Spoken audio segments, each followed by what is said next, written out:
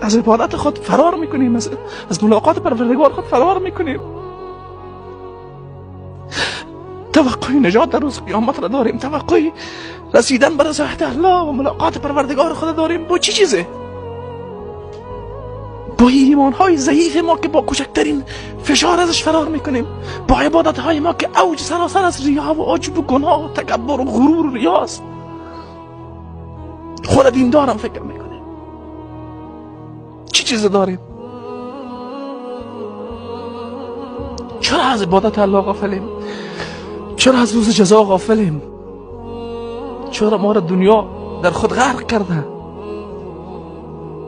چرا این کلمات بسیار عظیم الله قلب‌های ما را بیدار نمیکنه؟ هر روز 5 بار در مقابل الله قرار میگیریم، تنها در نماز پیشین 10 بار تکرار میکنیم مالک یوم الدین، مالک یوم الدین، مالک یوم الدین.